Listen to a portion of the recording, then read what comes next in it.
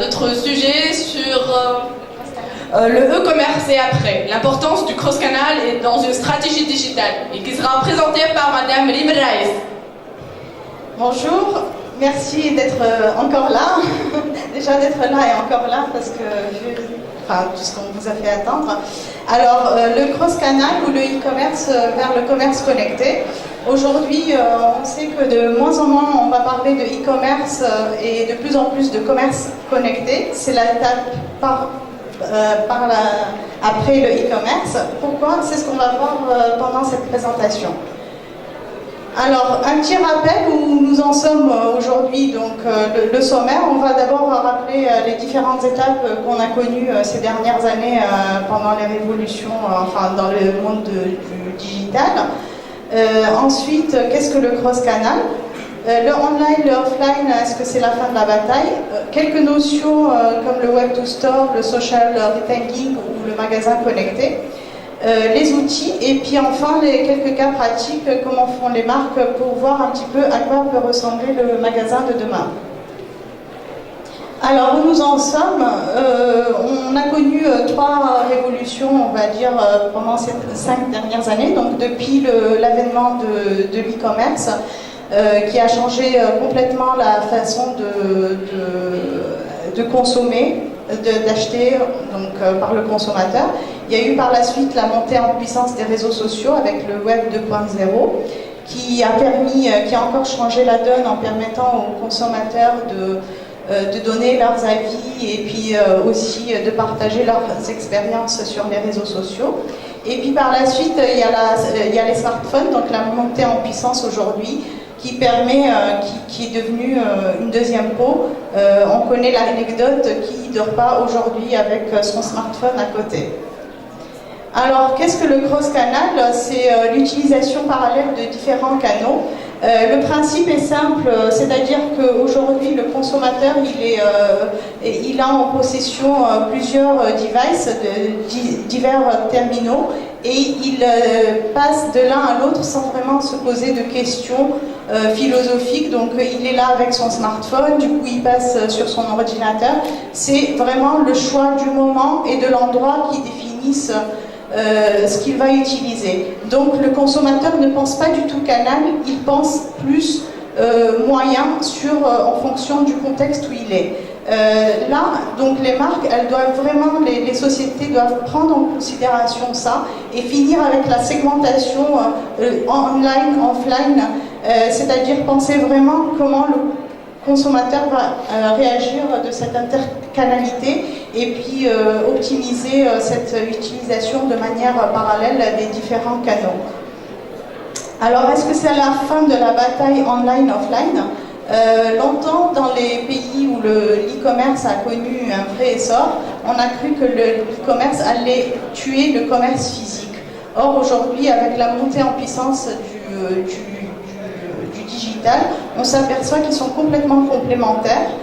Du moment que le digital offre en fait au point de vente physique la possibilité d'avoir des avantages qu'ils ne peuvent pas avoir dans le monde réel, quoi. Donc du coup, il y a vraiment une vraie complémentarité, une synergie qui se crée. Face à ces nouveaux usages, on a vu il y a de nouvelles notions aujourd'hui qui sont en train d'apparaître, comme le Web to Mobile, qui permet de redescendre sur les smartphones des coupons qui sont proposés via le mobile. On a aussi le Web to Store qui permet de commander sur le site web et d'aller chercher son magasin. On a aussi le Mobile to Store qui utilise la géolocalisation et envoie de clients des offres spéciales valables dans les magasins. Et après, on a aussi les magasins connectés. Alors, c'est quoi?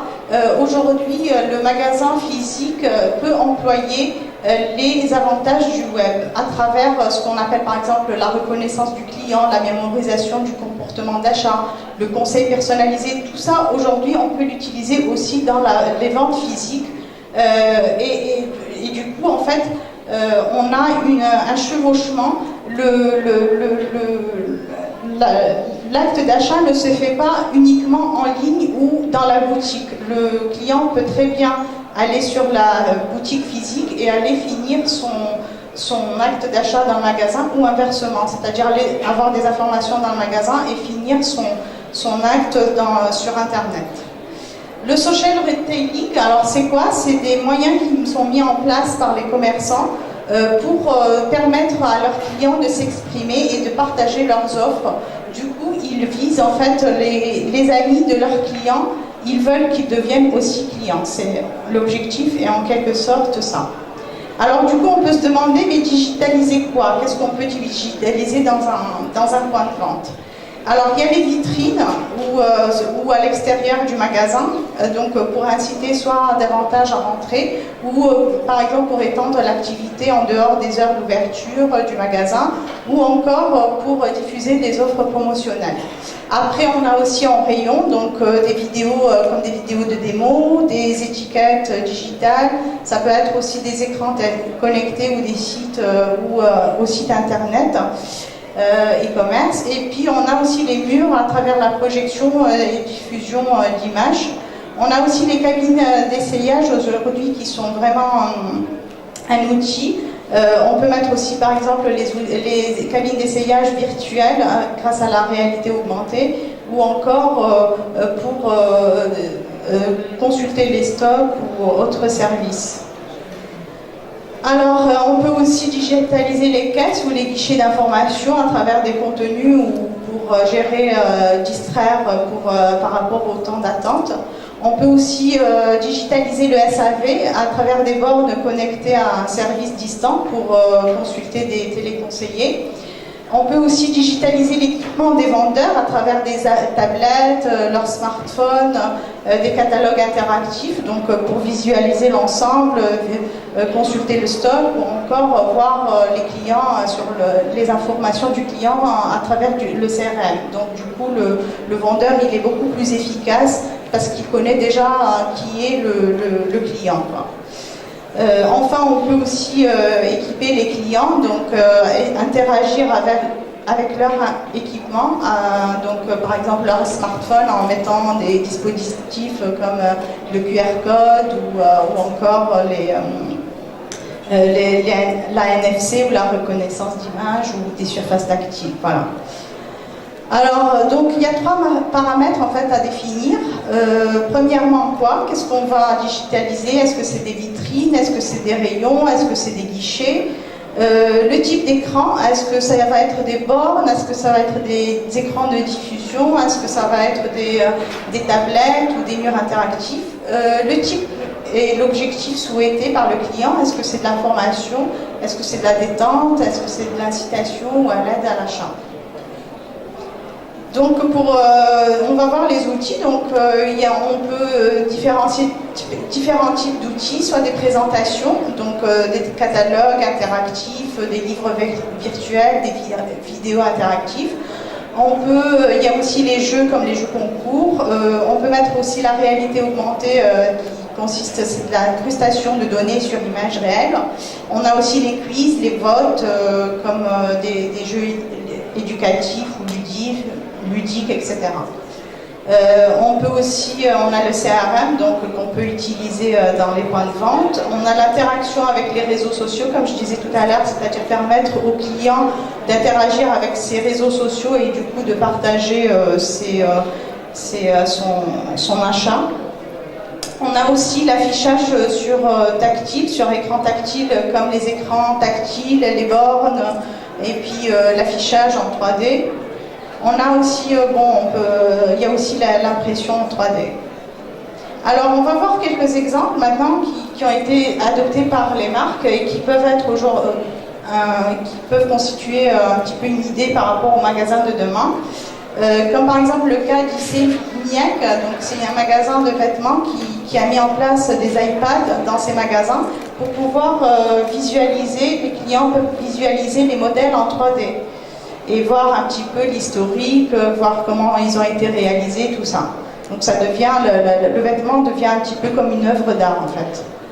Il y a Adidas qui a mis en place un mur virtuel dans ses magasins en 3D, donc les clients peuvent regarder les modèles en 3D, regarder avec quoi ils ont été fabriqués, et puis surtout laisser des commentaires et voir des commentaires aussi sur Twitter par rapport à ces modèles, et puis faire leur achat final avec, via une tablette qui est reliée au mur. Donc Blue Mindels qui lui a mis en place des vitrines interactives qui permettent de faire l'essayage des lunettes à travers la technologie de la réalité augmentée. Donc sans rentrer dans le magasin, il peut déjà essayer les lunettes qui lui plaisent et voir qu'est-ce que ça peut donner en réalité, quoi. Barnes, lui, a un café qui a mis en place des tables avec des écrans tactiles, donc qui permettent de feuilleter tout en mangeant des catalogues interactifs, des revues, des choses comme ça. C&A qui a mis en place, alors là c'est pas mal, ils ont mis en place des centres qui sont reliés à Facebook, donc les gens peuvent voir le nombre de likes qu'ont eu les différents modèles et donc leur popularité.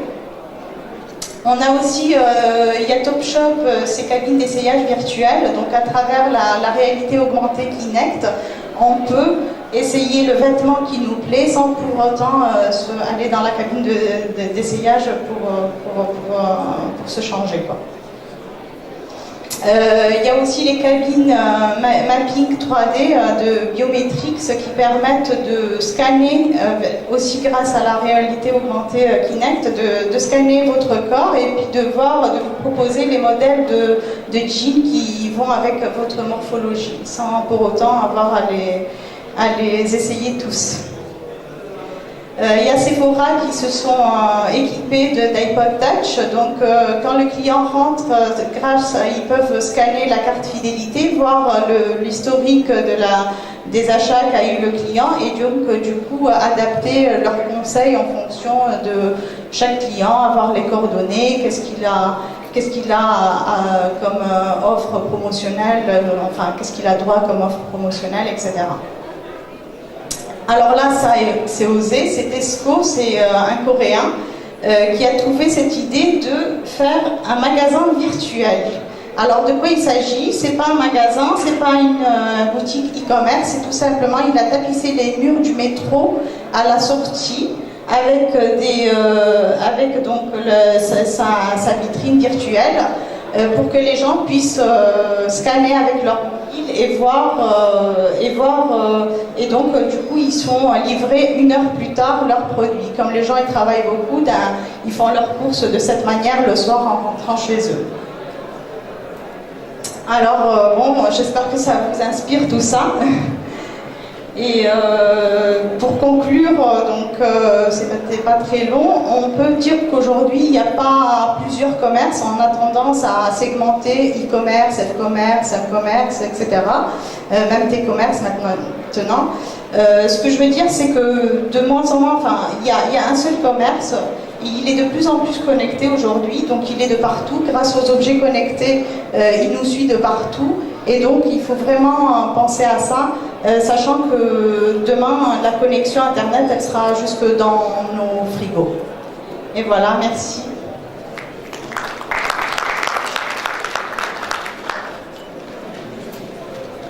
Des questions? Des questions?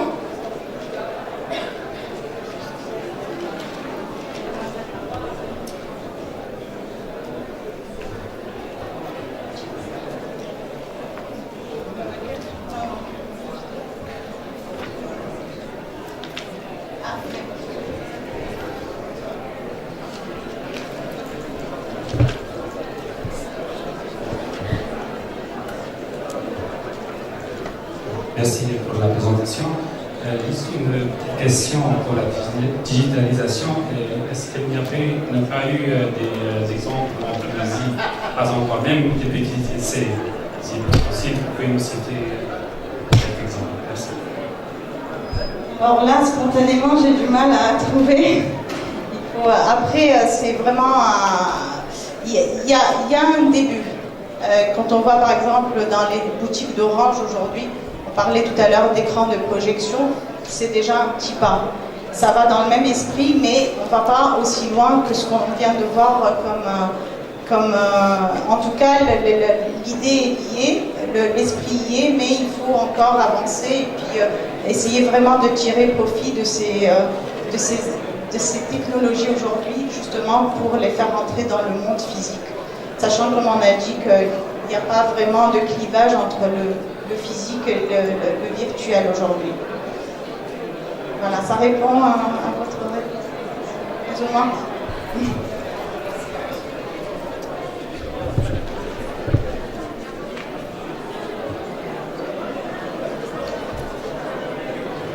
Bonjour. C'était une très belle présentation. C'est beaucoup plus orienté science-fiction que un jet réaliste qu'on peut déployer en Tunisie, mais certainement que ça existe ici, que c'est des trucs entre la Mojodine, Fikhraj. Mais pour y arriver, quels sont les prérequis pour le marché tunisien, pour la population tunisienne, le consommateur tunisien, pour pouvoir arriver à déployer de telles solutions, sachant que la clé d'entrée liée au e-commerce, déjà, tu es un babage pour arriver à modéliser des solutions marketing, cross-channel, pour arriver à réaliser tout ça. Je suis les prérequis, alors, moi je ne relie pas ça spécialement à l'e-commerce. Il peut y avoir un saut. Des fois, vous savez, par exemple, comme aujourd'hui l'Internet mobile, comme les smartphones, on voit aujourd'hui un taux d'équipement, par exemple, qui à terme risque même de dépasser l'Internet fixe. Donc les choses ne se passent pas spécialement en ordre chronologique. Comme on a eu un retard e-commerce, donc on va avoir un retard aussi sur le reste. Non, on peut très bien avoir un saut direct. Et après, maintenant, quels sont les prérequis ? Moi, je pense qu'il faut surtout orienter ça usager, c'est-à-dire aujourd'hui, se poser la question quand on veut passer à ce genre d'étapes, se poser la question qui sont nos clients, qui on va viser, est-ce que c'est une population jeune, est-ce que c'est moins jeune, et puis vraiment mettre en place des outils qui leur soient adaptés, et non pas, comme vous dites, de la science-fiction, quoi, parce que sinon ça sert à rien. Après, bien sûr, il ne faut pas non plus laisser le client tout seul gérer tout ça. Il faut aussi de l'assistance. Il faut que la technologie soit accompagnée aussi de l'humain, c'est-à-dire pour pouvoir justement l'assister quand il n'arrive pas à faire, à se servir de l'outil pour accompagner le changement. Et après, les gens, généralement, ils apprennent très vite. Et surtout les Tunisiens, j'en suis persuadée.